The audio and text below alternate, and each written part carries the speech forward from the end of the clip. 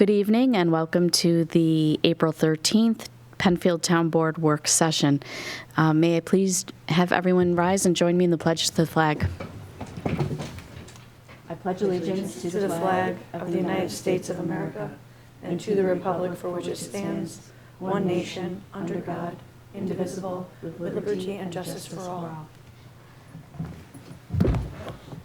Thank you very much. I'd like to note for the record that board members Lee and Draw are absent this evening, and we do have the directors of developmental services and director of planning and engineering here in the audience with us today. So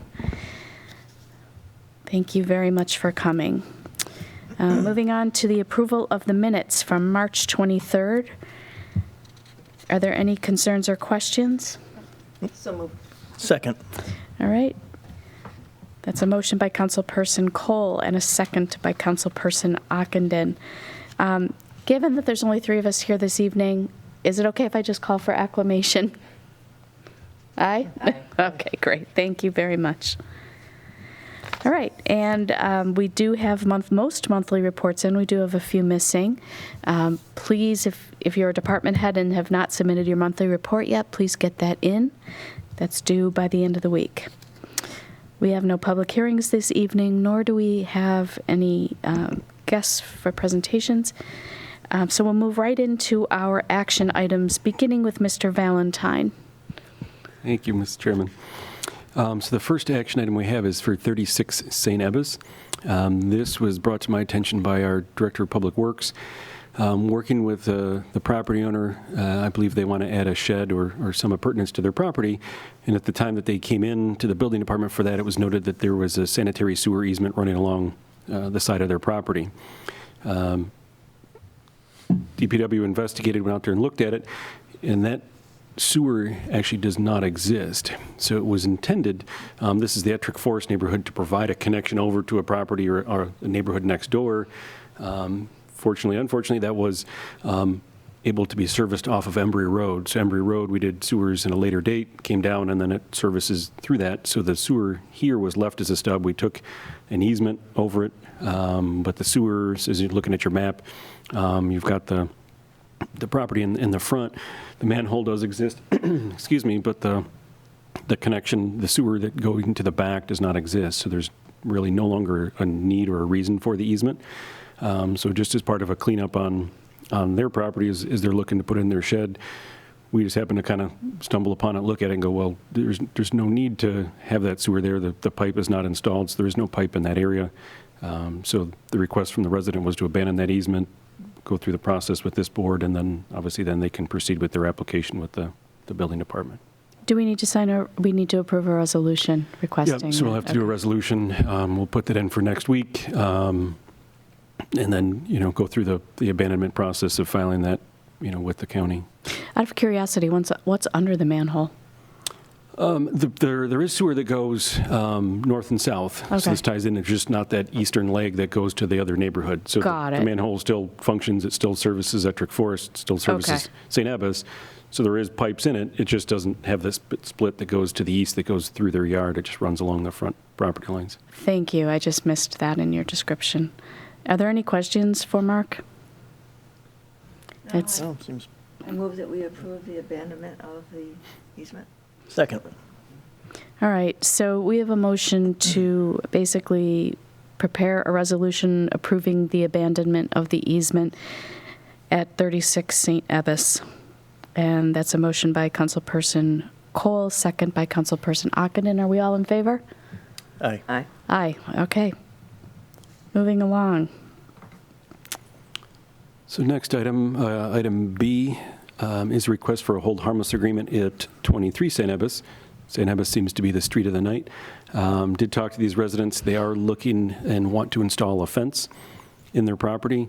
They recognize there is a pipe and a catch basin running along their property line. They're not looking to put it on the property line, and they provided their description. They're looking to keep it from 3 to 7 feet away based on how their house is and kind of the skew of their lot. To kind of square up their backyard, it does angle a bit. I did talk to them and explain that, you can't put it in the easement without a hold harmless agreement, what the hold harmless agreement means. If and when we had to get to that pipe and there's no other option, we have the right to remove the fence. Replacement, it's at their cost. And then did talk to them about, we wouldn't allow them to put the fence directly over the pipe with concerns about drilling through it, damaging the pipe. They said that is not their intent. But they'd still wanted to move forward with it, the request for the hold harmless agreement. So out of curiosity, when we sign these hold harmless agreements, have we ever had to go back and go in and... Not to my knowledge. Okay. It's there so they understand it, and then it's also filed with the county, so it runs with the land. Okay. So I think typically that's the more important part. The next owner comes in, they have no idea the fences existed when they bought the house. They get that with the deed, and when they close on the house, the agreement's there. They fall under the same agreement and understanding, rather than saying, well, I didn't approve this fence, you guys put it there. Obviously, digging up a sewer line is never our first choice option. Obviously, to get there to the catch basin and be able to flush the pipe out.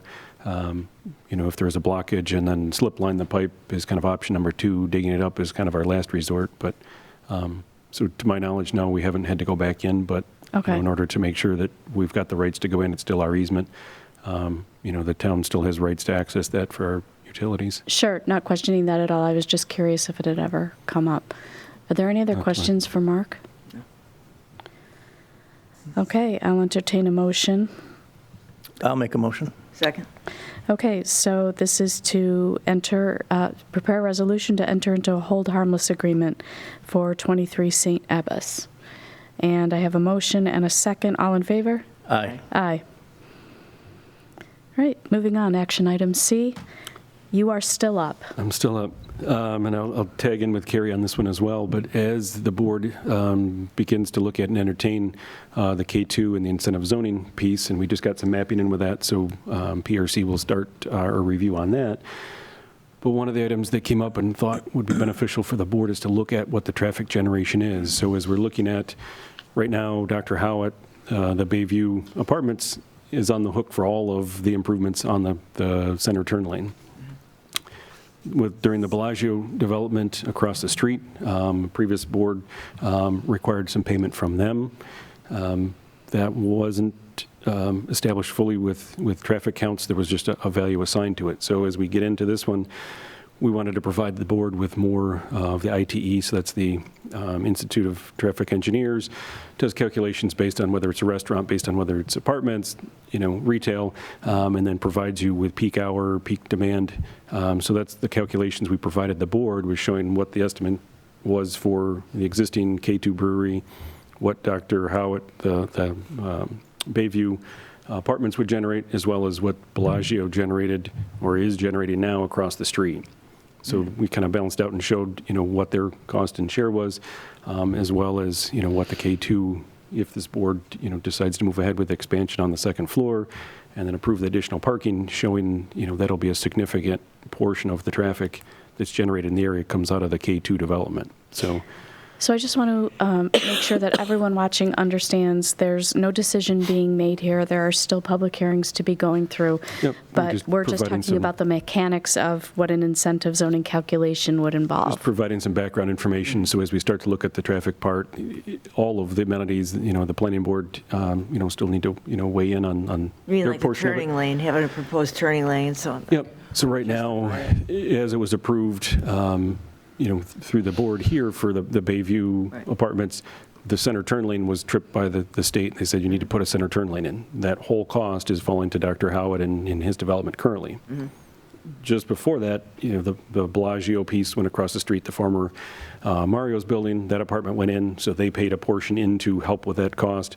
So now, just to provide the board with some data as you're looking ahead, kind of have in the back of your mind as we go through the hearings with K2, they're going to generate a lot of traffic and, should likely contribute to that cost as well. Bellagio was owned by the same people that own the marina, and it helps the marina as well. Yeah, so that's why they paid in, and that's why, likely where this board goes is K2 should, contribute to that as well. It'll benefit them, it'll benefit, the people on Wilbur Track. Bellagio is benefiting by the turn lane, so they paid a portion. Yeah.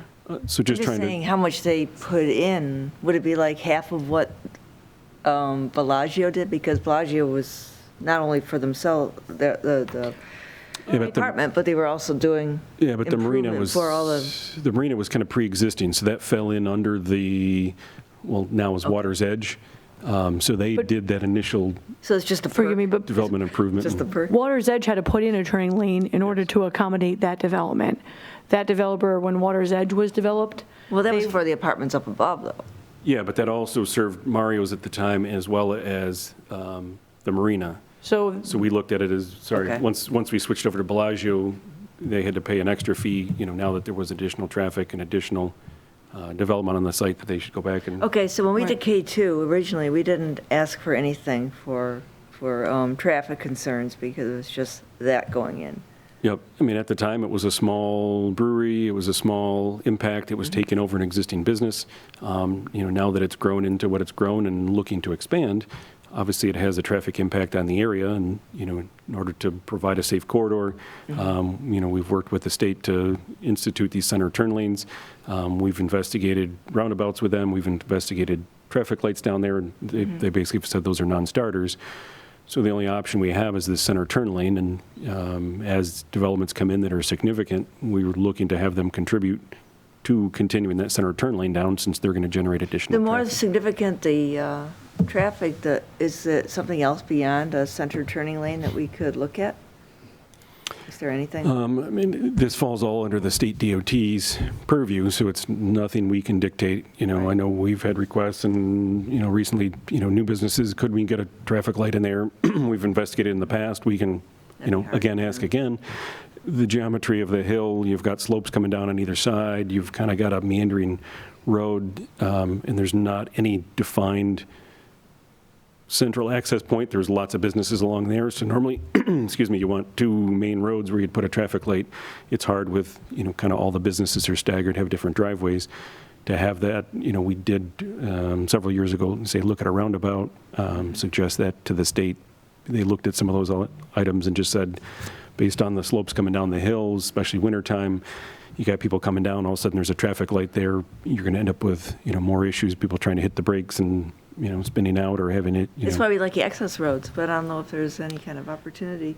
Well, and that's why we've kind of backed into the center turn lane. At least now you give people a safe respite if they're making a left or right, or they've called it a Texas two-step, so as you pull out of, Really? that's what the state calls it, as you pull out of Bellagio, there's more length that you can pull out, get into the center lane, kind of get up some speed as then you merge if you're going eastbound.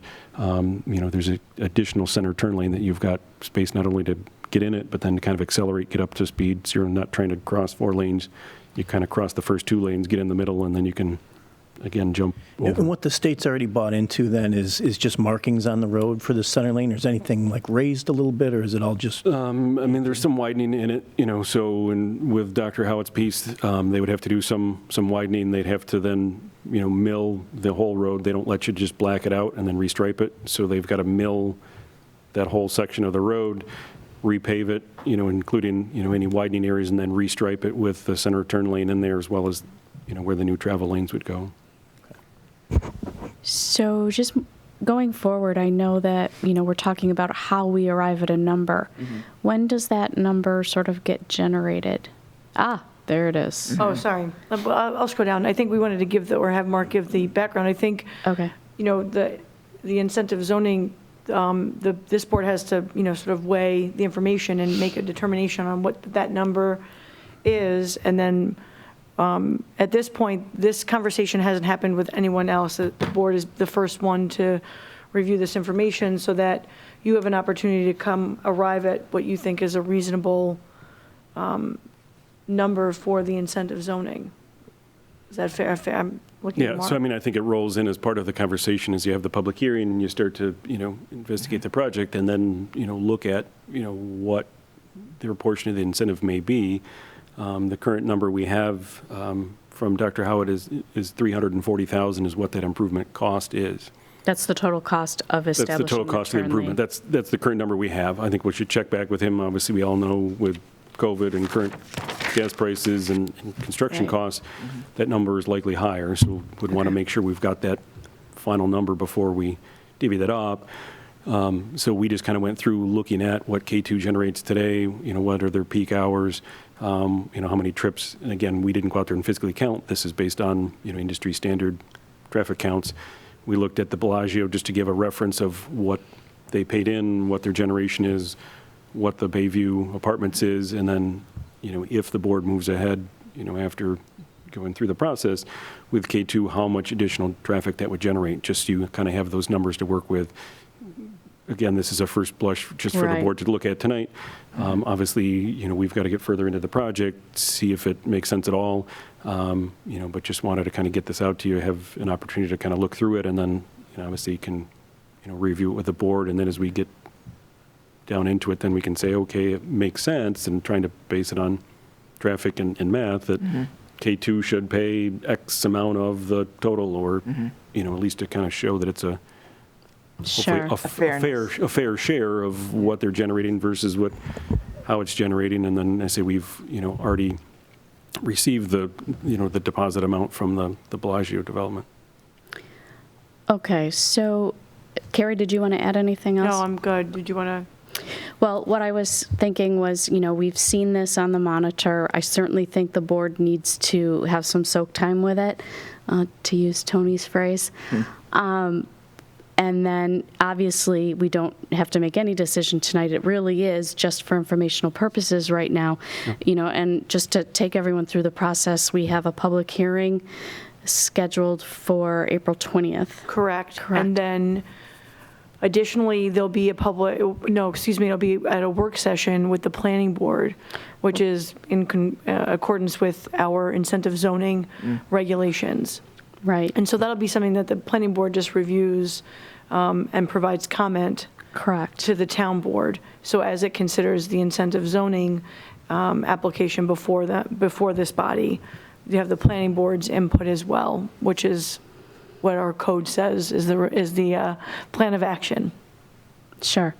Well, okay. So are there any other questions for Mark or Carrie before, any other questions? And then we obviously need to think about this. It'll come back for discussion after the public hearing as well. We'll have a public hearing and then it'll come back to it. So it's plenty of opportunity to think about it and Yeah. also get feedback. And if it's okay, I think from a procedural standpoint, it'd be helpful. I know often we open and close a public hearing, but I think at next week's legislative meeting, it would be prudent to open the public hearing and then keep it open. Yes. So that you have the opportunity to have the planning board's input and feedback, have a public hearing that continues beyond that. This way, there's opportunity for additional input or feedback if that's warranted. We do that anyway. I mean, we can just, we've done in the past, if we have a public hearing, we wait 2 weeks for final comments to come in before Right. taking it to work session. And sometimes we actually do say this public hearing is closed, even. Right. But for this purpose, and because it is going also to the planning board work session as well, we will actually have a statement that it'll stay open. Right, and I think just because I think of the timing of the next work session at the planning board, just makes it easier if it just stays open. Right. Right. And, for what it's worth, I mean, I think I'd rather see a recommendation from PRC on this than to throw it at us, because there's a lot of math involved there, and you're thinking about, generation of trips. Well, you got to think about when's K2 open. It's not open every day, and what are their hours, and to me, it's very different than what it would be for an apartment dweller. How many times they go back and forth. Yeah, and we do look at that. I mean, obviously, K2's not open in the morning, so there's morning trips that are going to come from the apartment. K2's open in the evening, so we factor that in. And PRC would be happy to, provide a recommendation. You know But what I mean? I just think as we so, started more. this, we just kind of wanted to get this out to the board and at least get the information in your hands. I do feel the board can certainly handle the math, but I understand your point. The trip and- generations and all that. Right. There's a lot to it. But I think your point being is that of all the businesses in there, or even the apartments, et cetera, K2 is going to generate the most traffic. Right. And that has to be taken into consideration. Okay. I think we're in agreement with Yes. that. Okay, great. So we'll take this under advisement, and then we'll proceed with the hearing a week from today. Yes. Thank you so much for your help. All right, moving on. Action item D, Ms. Ivers is up. We have a subdivision application for 2146 Fairport 9 Mile Road. Thank you. I'm just pulling up the file. Okay. Slow on the trigger. That we're all done with Burger King. Okay. It's not going away. They're going to open soon. What are they asking? So this is an area that has been subject to incentive zoning, and which is why it's coming back to the town board for subdivision of land. You'll note that, forgive me, I just want to make sure I'm orienting everyone correctly. Here's, yeah, oh, I can see it. I'm so sorry. Here we go. Yep, I'm moving it over now. Forgive me. As you can't see, actually, is what I should have said.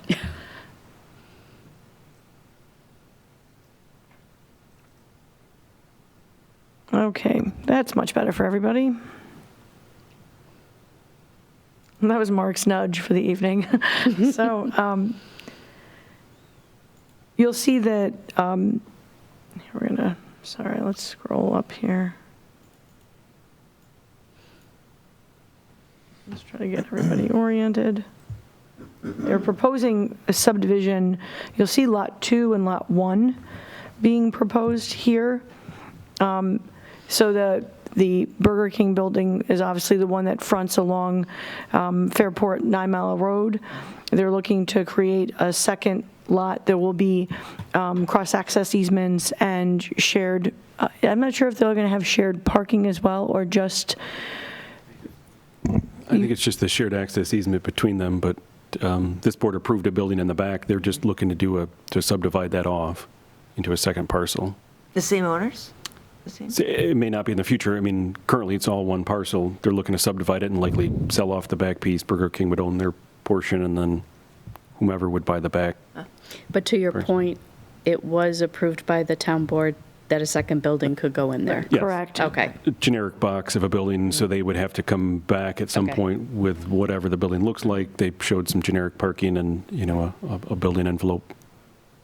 Yeah, so, and then that would obviously be subject, right now, the only thing that's before the board is actually the subdivision of Right. land, which is like drawing the line on the piece of paper. Right. So that it can be filed, and then that new lot can be created. Any subsequent development on that second lot that's currently vacant would come back to this board for site plan review and any additional permit that might be needed. So if it was a conditional use, if it's anything else, that would come back before this board. Right. So we'll need to set the public hearing for this, but just making sure the board is comfortable with that approach, and then setting the public hearing and then going through that process. All right. Are there any other questions for the directors? Not that it really pertains to what we're talking about tonight, but that access road that kind of runs between the proposed new lot and Burger King, and I know there's a car wash expansion that's before planning, I think, right now. Yep. So that'll all be taken into consideration, that access road and how it lines up, and Yep. Yeah, we've been going through, and actually, I think I was here 2 weeks ago to abandon a portion that we had done an easement over. It shifted slightly through this application. We filed a new easement, so we had to do some abandonment of that. But yeah, it'll all tie together and then tie through the property to the north that they're constructing now. gotcha. Anything else? All right. So may I have a motion to set a public hearing for a subdivision application for 2146 Fairport 9 Mile Point Road? So moved. A second. I'll give that to Mr. Ockenden, and then a second by Councilperson Kohl. All in favor? Aye. Aye. Okay. Next, administrative signage approval for 2094 5 Mile Line Road. We actually had this hearing last week, as I recall. No, this, I believe, was a Work session. work session discussion. Yeah. I wanted just to make sure that we all saw the signage. Right. And to make sure that we're okay moving forward. And I do apologize if I'm duplicating from last week to this week, and now I'm having really like a Key West moment from my vacation. I don't recall if I shared this with you. Correct sign. I have it for It's the dentist Renaissance Dental. Oh, forgive me. I apologize. There's a typo on the work session. So this is 2094 5 Mile Line Road. Okay. So we're not talking about the dentist We're office. not talking about the dentist. Is there a typo? I apologize if I missed that. Renaissance Dental was the one we talked about 2 weeks ago on Penfield Road, and he Right. was trying to locate his sign in the front. Right, the site So the distance. address is right. Right. This is the right address, and this is the right location for that. Just, we had a misnomer of the Renaissance Dental in that piece. Okay. Okay, I was so that's- focusing not on the number, on the name. Yeah, so I do apologize. So this is located at 2094 5 Mile Line Road. Yep. And I apologize, there's an error on the agenda. This is an approved location that received town board approval, I believe administratively, last year. The new owner of the business didn't have signage designed at the time, and that was a condition of that past approval. And so just coming forward to this board to take a look at the proposed signage to make sure that you're comfortable with her moving forward with the signage before she installs it. No really action is needed in terms of either a resolution. This is more of a review and approval at tonight's meeting, and then she would proceed to getting a building permit through Building and Zoning. So out of curiosity, does that comply with our current signage size for this area? I believe that it does. Andy Sevegas would typically be the one to review that for conformity. Okay. And so I did forward that to their group as well. Okay. And I'm not aware of there being any issue. And I'm just going to show you one other image. And what's the size of that sign? That is 24 by 24. Oh, okay, that's fine. Yep. Yeah, that's not an issue. Okay. And then you're seeing and I just want to make sure I'm showing, I just have duplicates. Yeah, so this is the image that shows the sort of what's proposed on the front and on the back of the building. And it's consistent with the signage that's there now, but in the former occupant. Right. Okay, and that just attaches to the building. Correct. So not mounted flat, it's actually Perpendicular. hanging off, perpendicular, okay. Yes. Carrie, what are the different dimensions on the top and the bottom? Are they just, is there one, like you said, back and one in the front? So, yeah, so the entrance to this location is actually on the back side. On the upper one, you'll see, sort of, you can see next to the window, there's already, and maybe I can zoom in and see. You already see there's already a bracket structure with a hanging sign that's, oh, there we are, thank you. Okay. So that's what's being proposed here to replace it. And then down below, or right to the right side of this sign, and forgive me, we're going to scroll down. There we are. They're indicating the 24 by 24 sign panel would be mounted to the right side of the door. So that's just more of a wayfinding. Okay, so that's mounted right to the back wall. Correct. It's 24 inch by 24 inch, and then the other one with the bracket is on the 5 Mile Line side. Yes, and it hangs Gotcha. perpendicular, and it's 36 inches, so 3 feet by 3 by 3 3. feet. Out of curiosity, there's no monument sign in the front, correct? Not that I'm aware. Okay. No. So normally, well, thinking outside the historic district, usually businesses are allowed one building-mounted sign and then one freestanding sign. This person would like 2 signs to mark the back entrance as well, and I can certainly see the need for that. Right. And usually there's some trade-off there. If there's going to be 2 signs on the building, then there's generally not a freestanding sign. Correct. Okay. All right. So don't have further questions. I'm comfortable with that. Okay. But I want to make sure the other board members feel similarly. Well, I think we already knew that because we approved it, and this is just seeing what the sign looks like. So Bob and I, who were here last year. Yeah, we I already wasn't went here. through this. So I don't know if Bob has any change of mind, but it's fine by me. Yeah, no, I'm fine with that. Given the uniqueness to how it's situated in the parking and the entrance, I think it makes sense. Right. Okay. So I think you're hearing the administrative approval. We're all in favor. Wonderful. So I'll let Building and Zoning know that they can proceed with the building permit application, which is already in hand. Okay. So this was just a matter of putting a pause, making sure town board was okay with the signage before they issued a permit. Thank you very much. Moving on to action item F, Monroe County Water Authority request for a 15-foot wide easement at Shadow Pines. Mr. Valentine. So this is part of, we've submitted our application for the development of the northeast corner of the Shadow Pines property, so Atlantic Avenue, Wayland Road.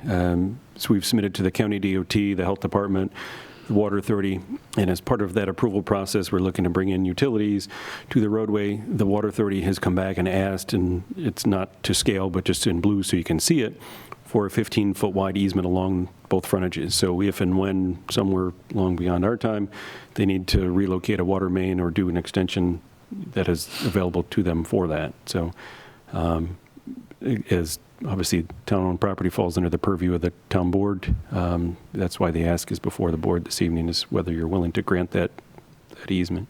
Are the hydrants currently on the opposite side? They are. So I say this is is a just total a what future if. thing. They're not looking to put a main in. They're not looking to change it. As you said, on Atlantic Avenue, the hydrant's on the other side. We are looking to bring water into the property, as part of the development. So we're looking to bring a hydrant in. So that's, kind of where it came from as we submitted to them. And as they're looking at the plan and looking at, the review as well as the other agencies, they said, hey, it'd be nice if we had an easement here for when someday, is needed. Go ahead. No anticipated conflict with any other utilities that might come and ask for the same thing or same space? Not that we've heard, not that anybody else, has requested at this time. And I just want to make it clear to those watching that this is really consistent with, the fact that we're going to have to build restrooms in Shadow Pines and bring water in and things like that. So, yeah, so I say this easement is not, there's a water main going in. Right. They're just saying, hey, someday down the road, right. What if, so, now's their time to ask for it. We're not putting a water main along that frontage. We're not doing anything in that area. Sure. It would just be, granting that 15-foot wide easement along that portion. Sure. Anything else? Linda, do you have any other questions? I'm good. Okay, so then could I have a motion to enter into, wait, do I need to set a hearing? I'm sorry, no, we're just, I think we the can. easement. I think we can just do a resolution Right. to grant the easement. And Right, okay, so actually a motion to prepare a resolution to enter into this agreement for a 15-foot wide easement. So moved. Second. Okay, motion by Councilperson Kohl, second by Councilperson Ockenden. All in favor? Aye. Aye. Aye. So we'll have a resolution prepared. Yep. Great, thank you very much. All right, following up on 1177 and 1179 rezoning, we had the hearing last week, I believe. Yeah, we did. Actually, it was I think it might have been the legislative session before that. Okay. We did refer it to the planning board, and because of the timing of meetings and the fifth Wednesday of the month, the way it landed, it should be going before the planning board tomorrow night. So what I wanted to do is let you know that the planning board is going to provide a referral. If I wanted to see if you wanted me to prepare a resolution to have ready, that if the planning board is okay with that project, that rezone moving forward, that it could be contemplated and added to the list of resolutions for next week. Or if you would rather wait, we can time it and push it out a couple of weeks.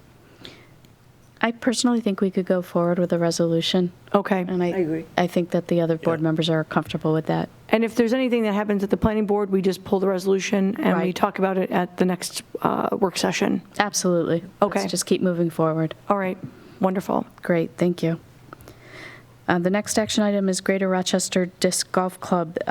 This is something I brought to the town board, I believe, last month about, we've received a request from the Disc Golf Club to purchase baskets for the disc golf course. It was my understanding, too, that we needed to still get updated quotes, and I'm not sure I've seen those yet. And I believe Eric said he was getting the last one in today. Okay. So he would then, obviously provide it to the board, but we put it on just to kind of show that, again, Moving we're still trying to forward. make progress.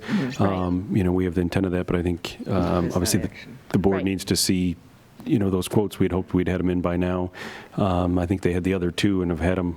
They've been waiting for the third quote, and it just, I think, came in today or was supposed to Okay. come in today, so Yeah, unfortunately. we haven't received it yet, so can we just move this to a held item? Yeah, so unfortunately, we don't have that for the board tonight. That's fine. Thank you. All right. Action item I, request for a hold harmless agreement at 143 Farmbrook Drive. Mr. Valentine? So this has been a held item for quite a while before the board. Mr. Provenzano had requested, similar to many others, to install a fence within a drainage easement. We do have a storm pipe that runs along between his property and the neighbor's property. He'd like to put a privacy fence in. He did install a portion of that fence. This board told him to hold off on that. He did have some issues that he needed to wrap up, and get done first with the building department. Had conversations recently with the building department. They said that he's moving forward with that and getting those resolved, so they felt it was comfortable, or they were comfortable, to move back or suggest to come back to this board to reconsider that hold harmless agreement. So as Carrie's pulling up, between 143 and is the one to the west. Yep, that one.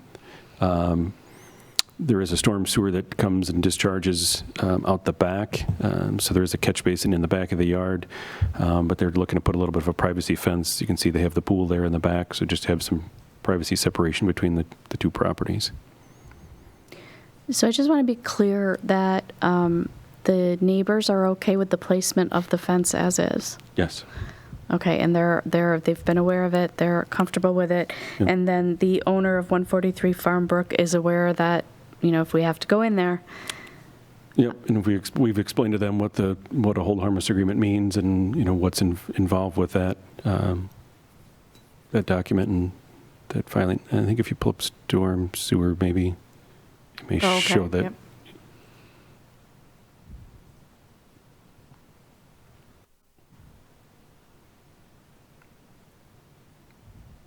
Yeah, so if you do storm main and storm catch basin should, or maybe it won't. You can see the stub up at the street. There's the green line. Obviously, we need to update our mapping, but that runs down that property line. There is a catch basin about back where the tree line is, and then that actually discharges to the rear. That's a lower portion of Hip Brook that's kind of down below Farm Brook up above, and then that's Thomas Cove Road down below. So there is a storm pipe that runs down that property line that this fence would be within that easement. Okay. Are there any other questions for Mr. Valentine or Ms. Ivers? The fence is just on that western property boundary? Yeah, it's not encompassing the whole property. The pool already has a fence around it, so it's not an enclosure for the pool. It's just a portion to kind of run that short western boundary, and then once you get back to the tree line, the grade kind of starts to fall off anyway, and you're going over Gotcha, that, okay. down that slope. Yep. So I'm also comfortable with the fact that both parties involved, both homes, are aware of what it means, where the fence will actually be. Are there any other questions? No. Okay. All right, so could I have a motion to prepare a hold harmless agreement? So moved. Second. All right. Motion by Councilperson Ockenden, second by Councilperson Kohl. Are we all in favor? Aye. Aye. Okay, great. That concludes our action items for tonight. So we'll move on to our informational items.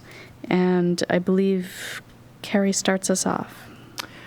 So I wanted just to follow up on actually the next two are together with the Okay. two rezoning, and also tap on Mark for this one, since I was absent from the meeting, but both public hearings were conducted. These two will also be referred to the planning board for Yep. comment in compliance with our regulations. And so I just wanted to have this conversation so that we get a sense of the town board's direction. Are they in favor of the two requested rezonings? Is there anything that we should chat about with staff or with PRC? I think these were thoroughly vetted through the Comprehensive Plan Committee, so I'm, very comfortable trusting that process. I'm not sure how the other board members are feeling about it. I agree. Yep, I agree. Yeah, say for the Northrup Road one, last week we had no comments on that one. For the Vendel piece, We did have some comments, but those were more questions from the neighbors. I've not To had any. him more. To him of what the intent is, Right. why do we need second accesses? Why do we need, Right. interconnections? How does construction work? That type of stuff. I had no further questions from residents afterwards. I actually did have some follow-up from some saying, great, thanks for answering the questions. That was helpful. We kind of understand more of that.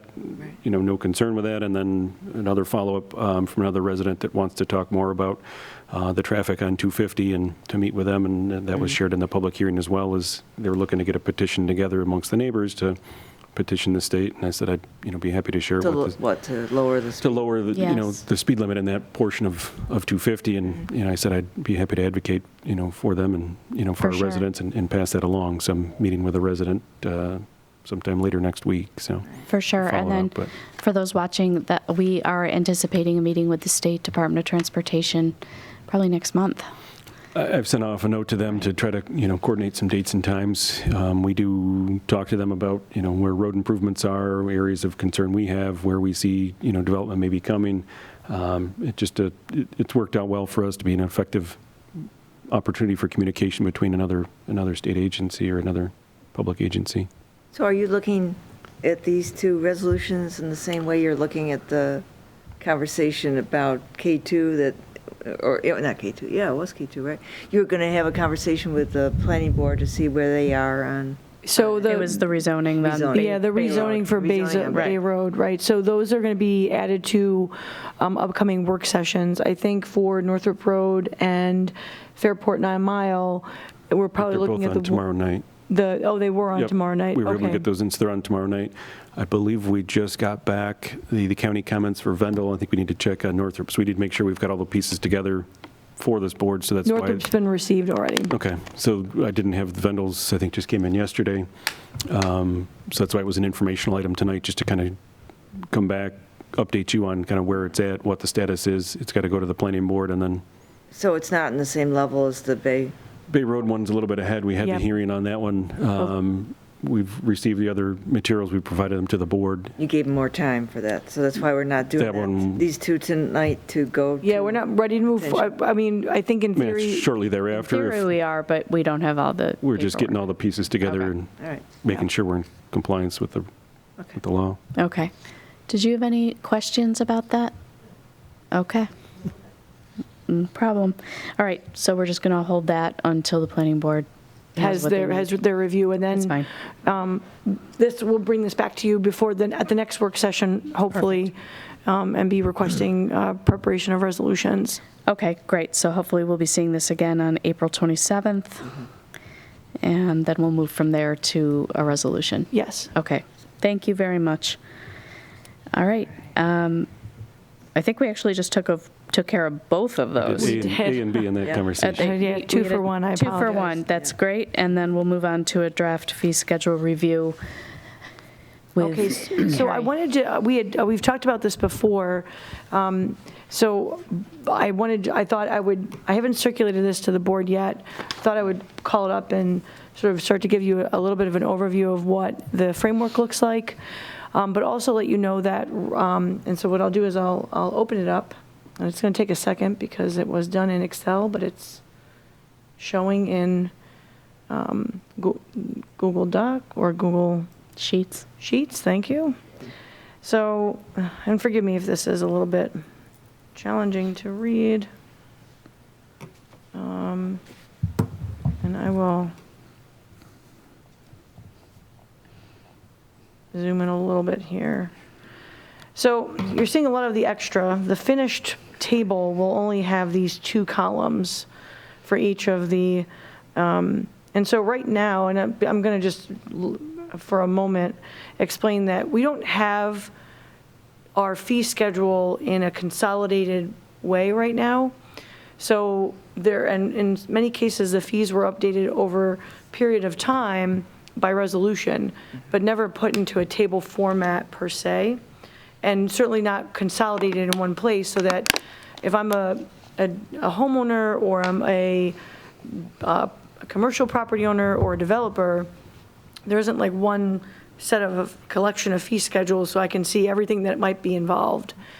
So with everyone's permission, I prepared a consolidated version of a fee schedule.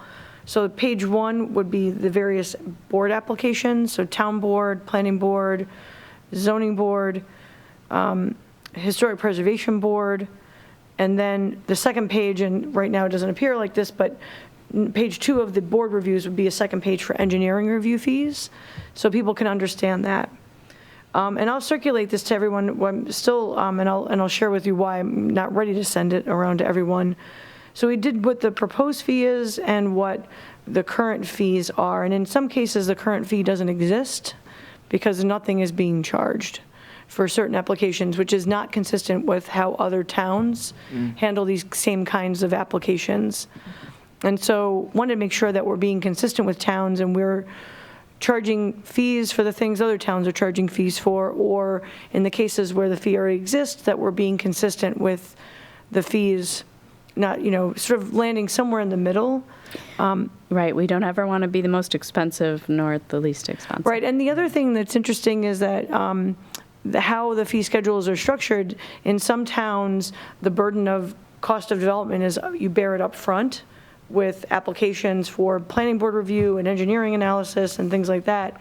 In other towns, you bear it on the construction side, where that's where you've got, really large per square footage, there's large project surcharges, there's ways that the fee can really increase and so every town does it a little bit differently. So we will be sharing with you some other representative or example fee schedules, but it's hard to consolidate them into a comparative chart because it's then comparing apples and oranges in some ways. So I'll be providing some example fee schedules from other communities so that you have a point of reference.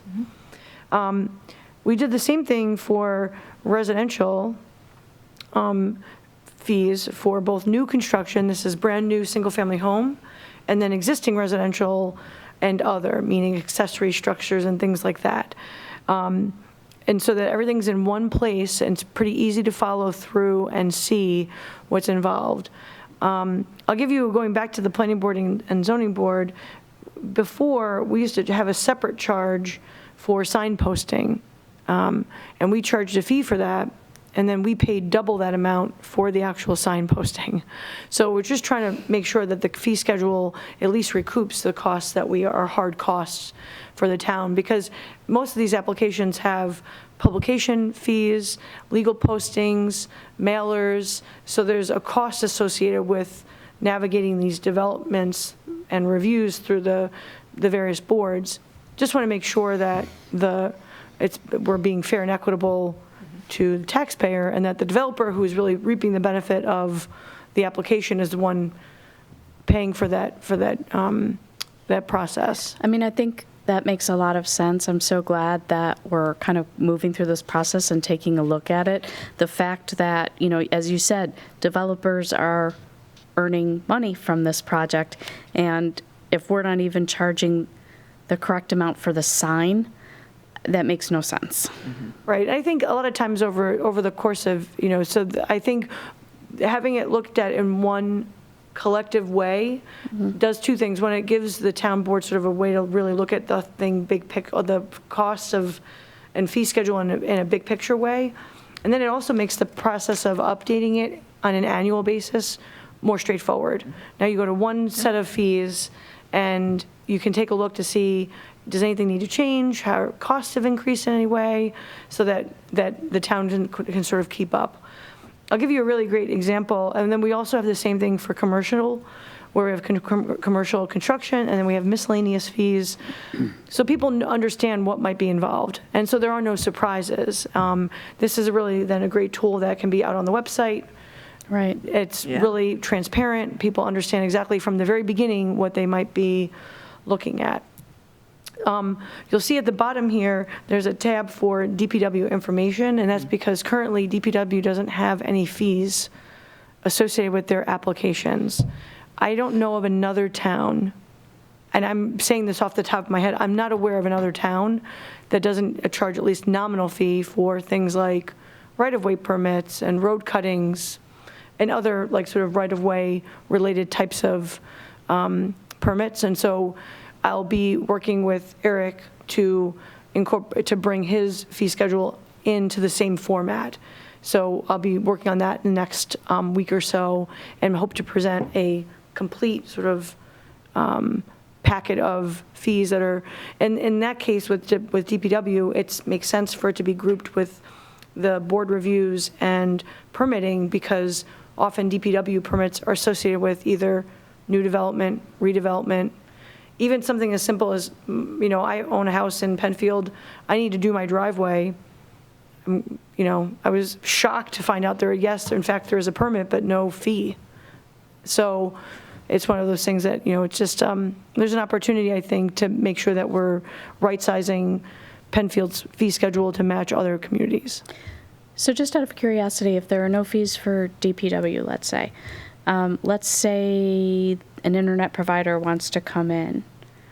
I don't know that the town has been, so for Greenlight, for example, or any I'd like to be generic. Oh, sorry, forgive me. That's okay. For any provider of telecommunication, fiber optics, whether it's above ground, below ground, if the work's happening in a town right of way, I don't know if there's a mechanism currently for the town to receive those fees. And there very well may be, but I'm not aware of what it is. And so if I couldn't readily find it, Right.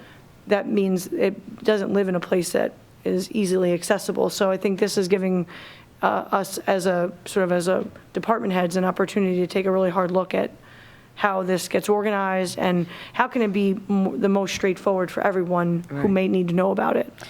And also important to point out that I did at the very beginning of this effort meet with our finance director, and she was very supportive of having a consolidated list of fees.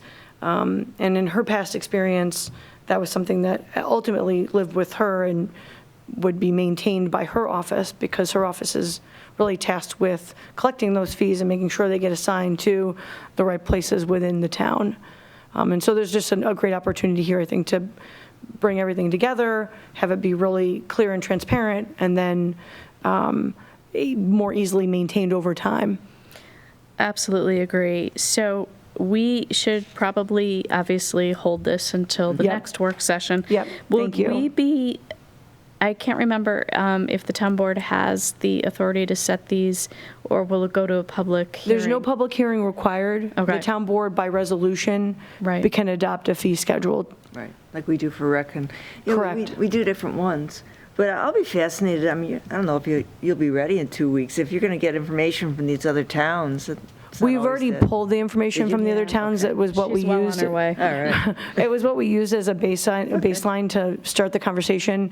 So what you all are seeing now is a series of a couple of months or more of conversations between Mark and other members of planning, engineering, conversations with the building and zoning department, to really sort of hone in on what makes sense, what's been done in the past, what are other towns doing. Including DPW? Do you have that information? DPW, the information was pulled, and Eric was reviewing it. He just didn't have a chance to pull it together into a format. Yeah. And so he and I are going to work together with Mark and everyone else to make sure that it's a consistent format. That's the other thing that's beneficial, is it all looks and feels the same.